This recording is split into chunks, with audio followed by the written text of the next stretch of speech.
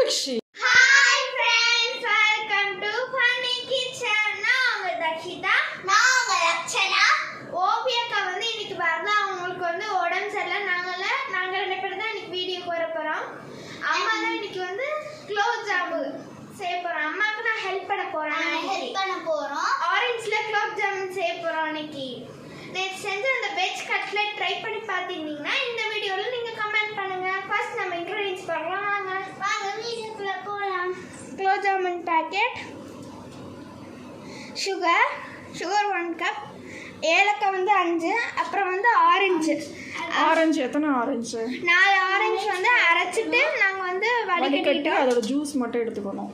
So start பண்ணுறதுக்கு முன்னாடி first அந்த சக்கரை பாகு காய்ச்சணும். சரியா? அந்த சக்கரை பாகில் ஃபஸ்ட்டு சுடு தண்ணி வச்சுட்டு அதில் சக்கரை போட்டுட்டு கொஞ்சம் ஆரஞ்சு ஜூஸ் சேர்க்கணும். சரி, இப்போ மாவு பேசிடலாமா?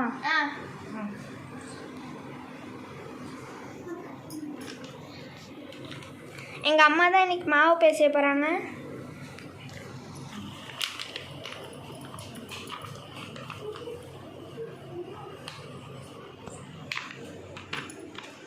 குலோப் ஜாமுனுக்கு எப்போதும் நம்ம தண்ணி ஊற்றி பிசைவோம்ல, அதுக்கு பதிலாக ஆரஞ்சு ஜூஸ் ஊற்றி பிசைய போகிறோம். குலோப் ஜாமுனுக்கு எப்படி மாவு பிசையணும்?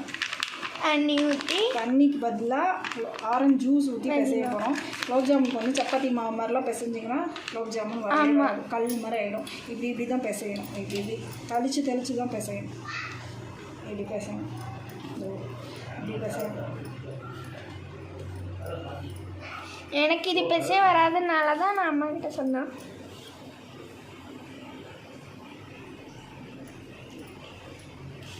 இது பிசையும் போதே நம்ம சக்கரை பாக்கு அங்கே வச்சிடணும், தண்ணி வச்சிடணும். சரியா?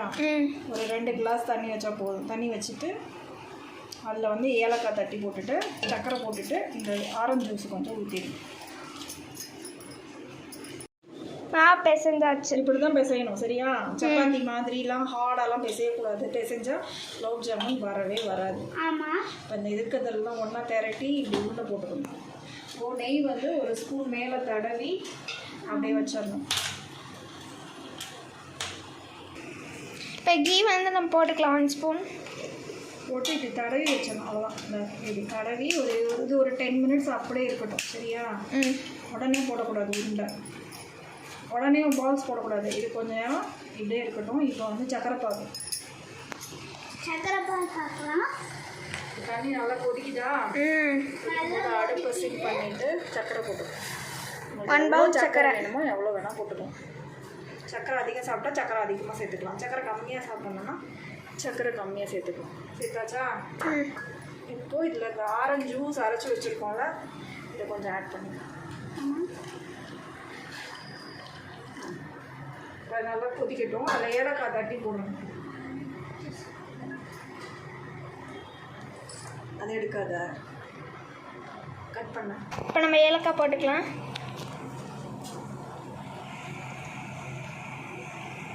இது நல்லா பாயில் ஆன பின்னாடி நம்ம உருண்டை போட்டுட்டு குலோப் ஜாமுன் போட்டு அதில் போட்டுடலாம். சரியா? கொஞ்சம் சிம்மில் வச்சுக்கலாம், கொதிக்கட்டும்.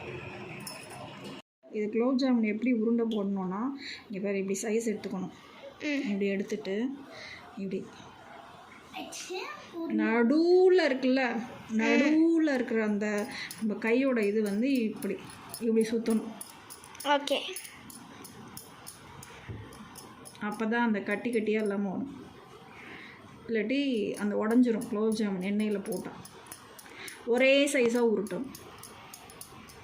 ஓகேயா? இப்போ எப்படி இருக்குது உருண்டை? ஓகேயா? இதை அப்படிங்க வச்சிடணும். நம்மளுக்கு என்ன சைஸ், நம்மளுக்கு பெருசாக வேணும்னா பெருசாக உருட்டிக்கலாம், சின்னதாக வேணும்னா சின்னதாக உருட்டிக்கலாம்.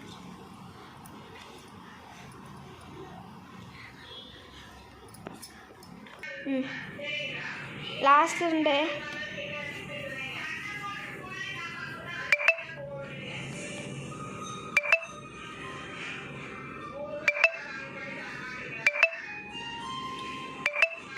இப்போ எல்லாமே உருண்டை போட்டாச்சு. இப்போ நம்ம எண்ணெயில் போய் பொரிச்சு போடலாம் ஃப்ரெண்ட்ஸ். பற்ற வச்சுட்டு எண்ணெய் ஊற்றிக்கலாம் ஃப்ரெண்ட்ஸ்.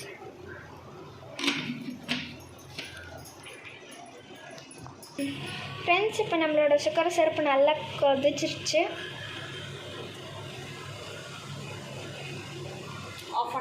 ஆஃப் பண்ணிடலாம் ஃப்ரெண்ட்ஸ். இப்போ இப்போ ஆயில் சூடானோடனே குலோப் ஜாமுன் போட்டு அதில் போட்டுடலாம். இப்போ நம்மளோட ஆயில் நல்லா இதாகிடுச்சு ஃப்ரெண்ட்ஸ், சூடாகிடுச்சு. இப்போ நம்ம குலோப் ஜாமுன்லாம் போடலாம். அதுவும் சிம்மில் வச்சு தான் போடணும் ஃப்ரெண்ட்ஸ்.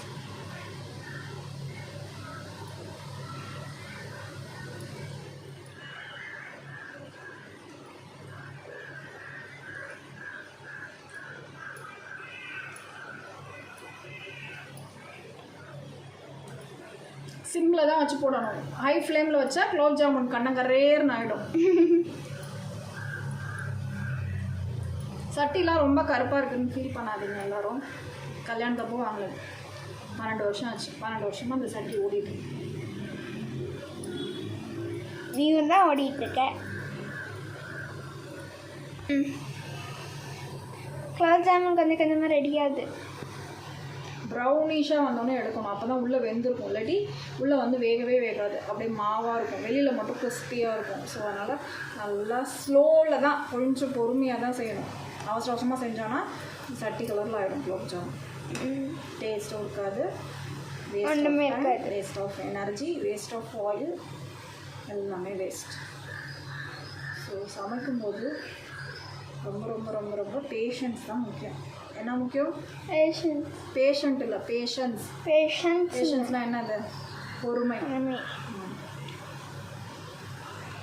இன்னும் நல்லா இங்கே பாரு எப்படி இருந்துருக்கியா. இன்னும் கொஞ்சம் ப்ரௌன் ஆகும். ப்ரௌன் ஆனோன்னு எடுத்துடலாம். இப்போ ஹை ஃப்ளேமில் வச்சோன்னு வச்சுக்கோ, அப்படியே கருப்பாயிடும் குலோப் ஜாமுன். இப்போ இன்னும் கொஞ்சம் ப்ரௌனிஷ் இப்படி இப்படி செய்யணும். செஞ்சோன்னா அது உள்ளே போய் நல்லா வேகும் ஆயில்.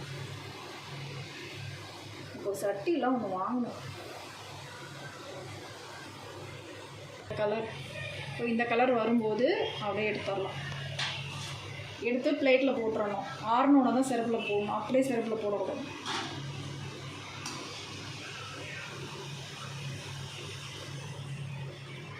எண்ணெய் அப்படி வடித்து தான் எடுக்கணும், சரியா? அப்படி எண்ணெயாக இப்போ இது இப்போ குட்டியாக இருக்குல்ல, அது உள்ள சிரப்பில் போட்டோன்னே குண்டு குண்டு குலோப் ஜாமுன் ஆகிடும். அதனால தான் ரொம்ப குட்டியாக வெட்டினியா?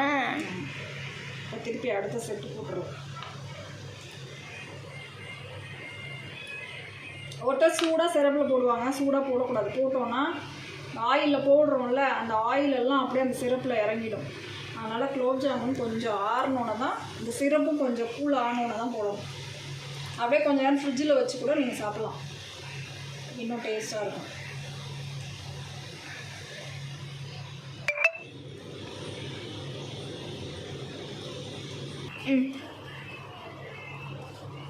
இப்போ இது கொஞ்சம் ஆறிடுச்சா, ஆறினோடனே சிரப்பில் போட்டுருவோம்.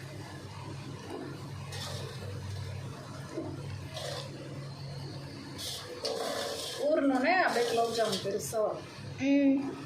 அது அப்படியே ஊறணும். நீங்களும் ட்ரை பண்ணி பாருங்க ஃப்ரெண்ட்ஸ். இது அடுத்த பேட்ச் வெந்துட்டு இருக்கு. இது வெந்தோடனே போடணும். இப்போ வந்து குலோப் ஜாமுன் ரெடி ஆகிடுச்சு. ஆரஞ்சு சிரப்பில் நல்லா ஊறிடுச்சு. ஸோ இப்போது நம்மளோட குண்டு குண்டு குலோப் ஜாமுன் ரெடி. ஸோ 2 குண்டு பாப்பாவும் இப்போ டேஸ்ட் பண்ண போகிறாங்க.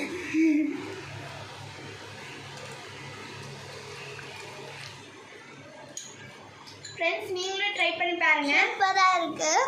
நீங்களும் ட்ரை பண்ணி பாருங்க.